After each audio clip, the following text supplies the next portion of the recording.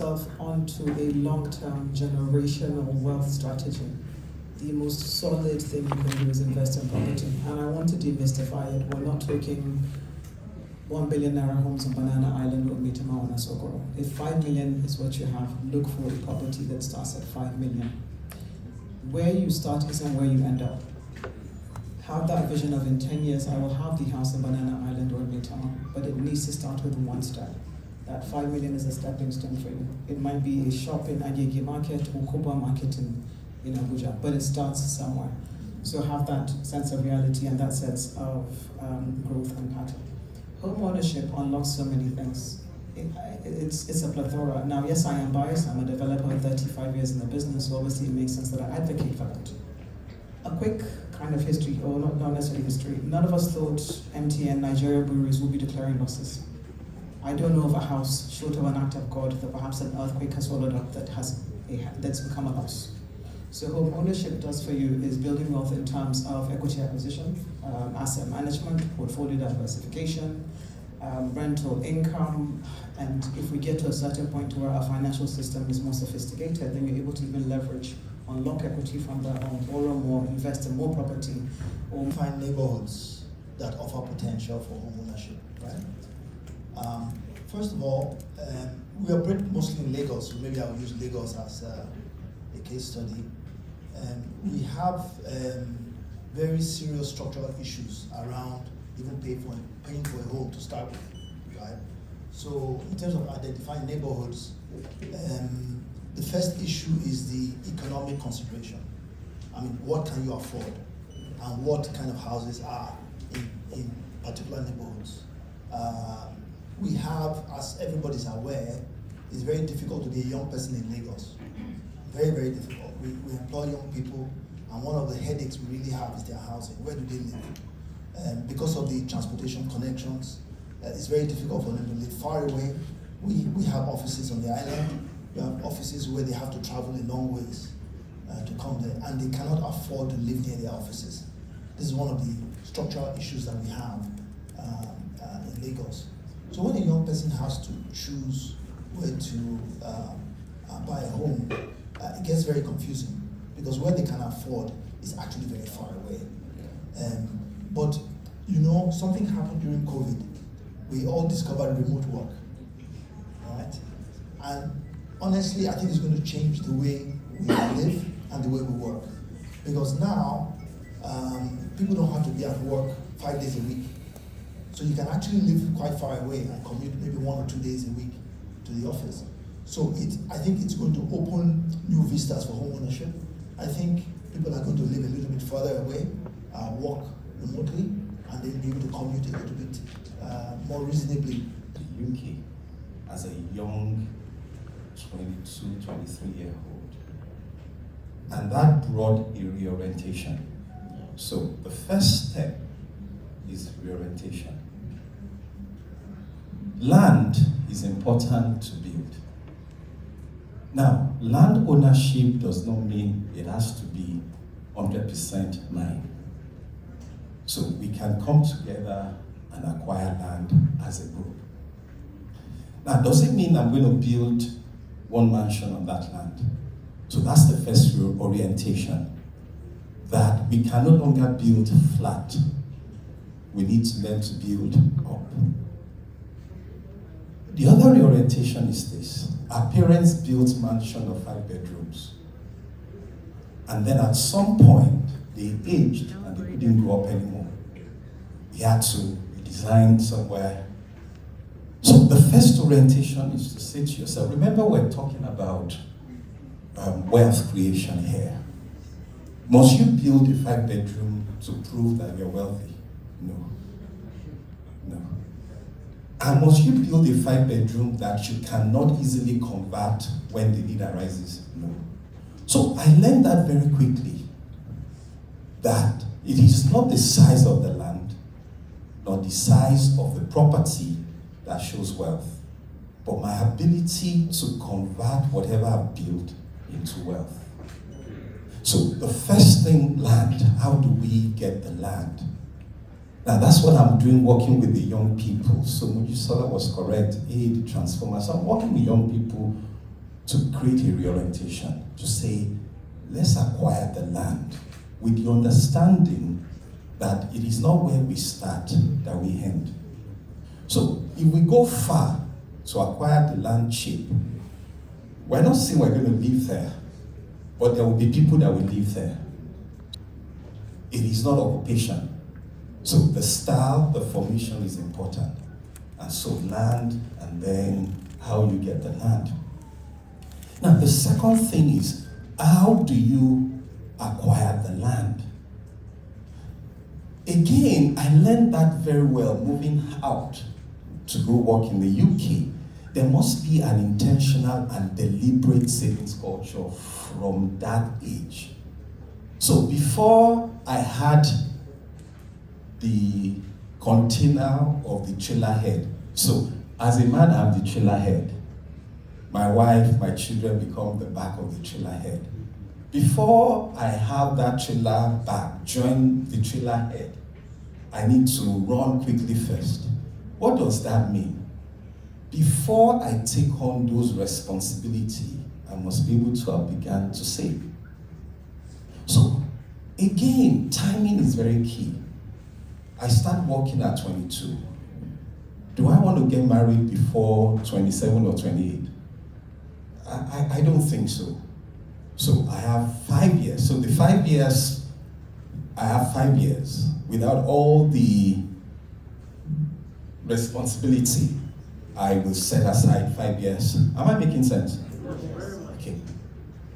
So the question is, most of us in this room have missed that era, but you can correct it with your children, with your younger ones. So your first 5 years after graduation, you start working, deliberate intention to save. And you can work out the metrics. Again, in the UK, they give us the mentality that you can start with a condo, self-contained. So how do I get my friend and my brother told me to build more self-contained, which is like a 1 bedroom, 2 bedroom. And then the next orientation they gave us was that you can remortgage that condo after your salary increases to a 1 bedroom to a 2 bedroom. So by the time you are getting to 2 bedrooms, you take on a co-partner because of little inflation or an interest rate increase. But there's something that underpins home ownership in contributing to quality of life and personal financial stability, and its affordability, like was mentioned earlier. And one thing about considering affordability is that you have to remove ego from that conversation. You have to know that where you start is not where you end up. You have to be pragmatic, you have to be practical, you have to focus on wealth creation. Now, when you look at affordability, that means there are metrics around affordability. The bank does a fantastic job of being very scientific about it. I think there are about 15 to 18 variables that you guys use to determine if someone coming to you for a loan can afford what they're trying to buy. We've built technology around that also helps to assist in the weeding out process when we work with banks. But at the end of the day, a simple formula for anyone who is looking to buy a home is that anything between 30 to 50%, and 50% is actually pushing it, is within the range of what you should be considering when you're talking about home ownership as a percentage of your total income. Now, that being said, the closer you get to that 50%, you're entering the red zone, because that is when interest rates, that is when cost of living increases, inflation, forex implications, all the things that have basically beleaguered the country in the last, from inception, but let's say mostly in the last 12 to 18 months, 5-day commute. If you can work remotely, you have to focus on what? Amenities, comfort, you need to know that you have power if you're working from home, because your boss isn't going to hear my generator is backed up or we don't have fuel. It's not an excuse. So there is a reorientation, as was mentioned as well, when you're looking at buying that home to support your quality of life. Because remember, peace of mind is at the center of everything.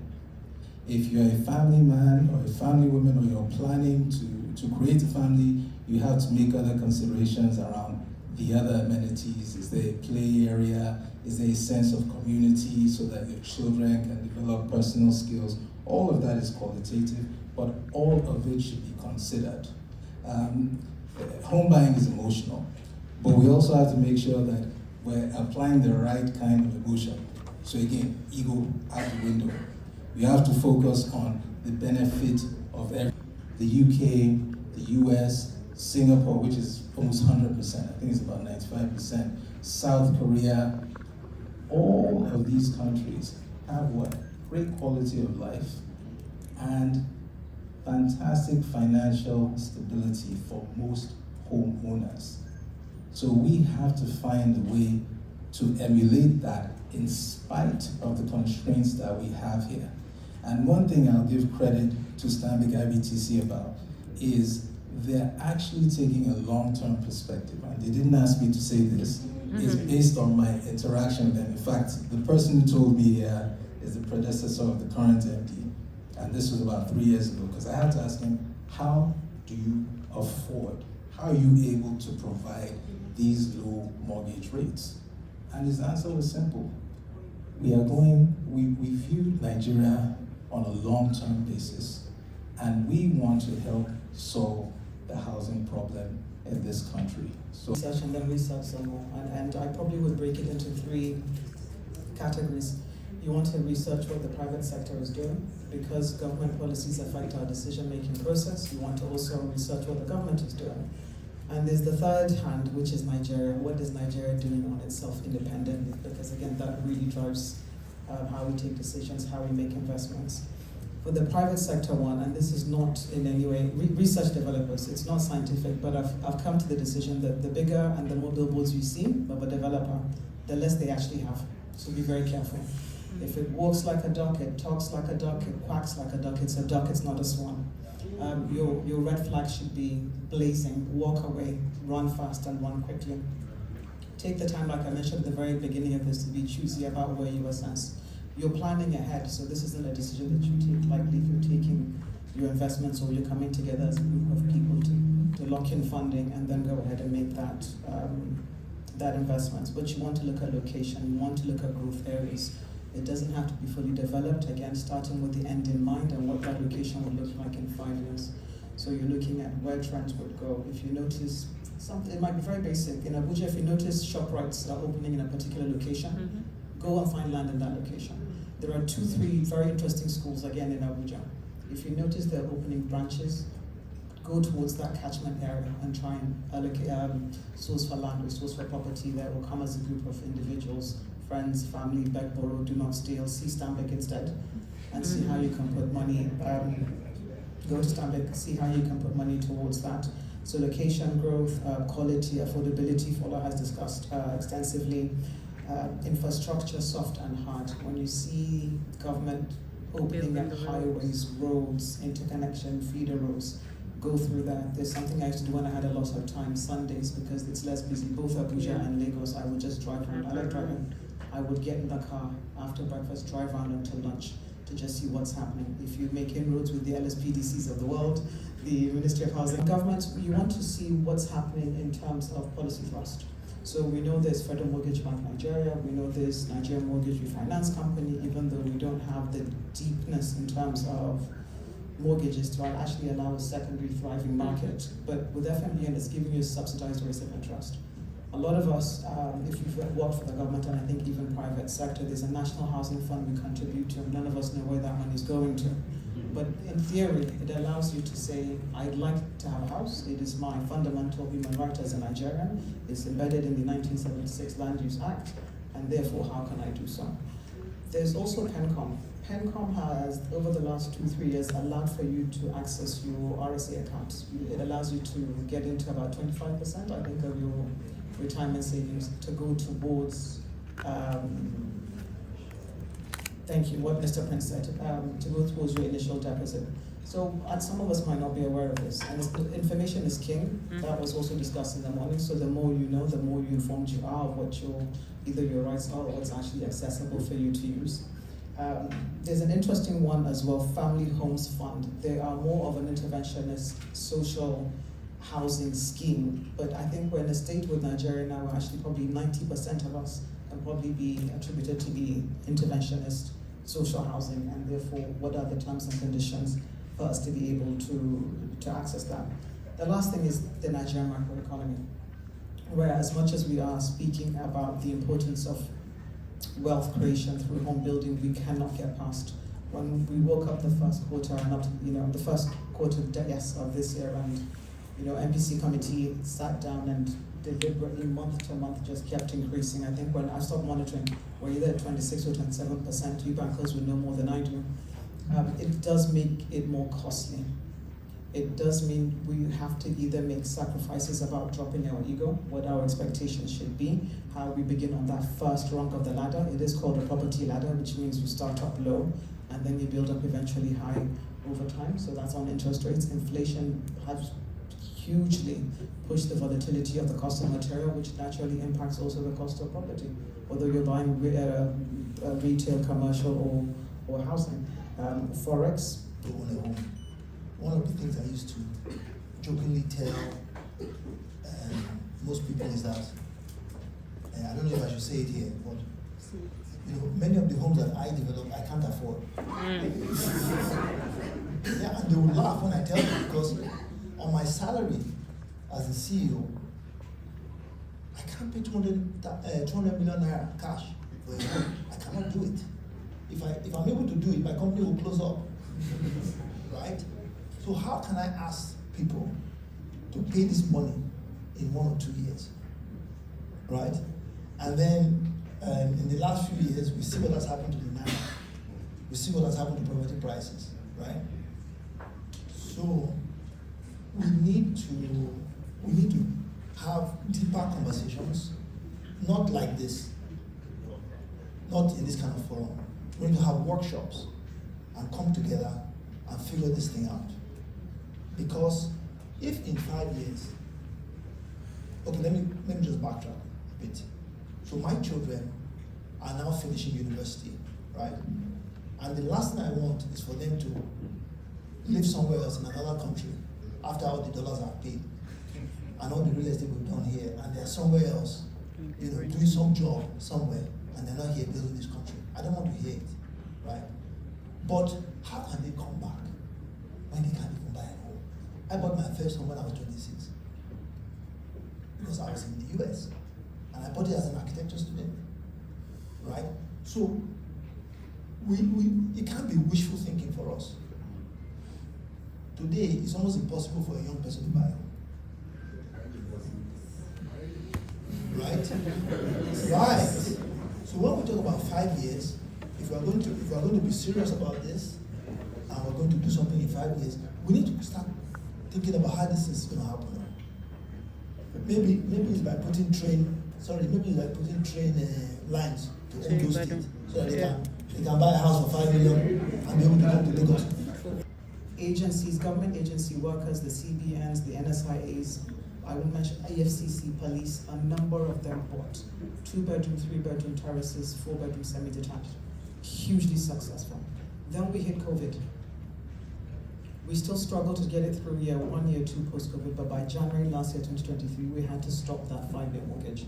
But that's something as an individual company, we said we believe, this is from our chairman, that shelter is a basic human right. Whoever walks through that door, we need to find a property, whether it's a studio flat or a 5-bedroom mansion that fits their budget. That's a bit of a CSR or responsibility that we took on for ourselves. That is now crushed, unfortunately, and we're trying to work with groups like Stanbic to see how else we can turn that trend. On our side, how do we ensure more affordability? So for instance, our affordable homes, we built specifically red bricks.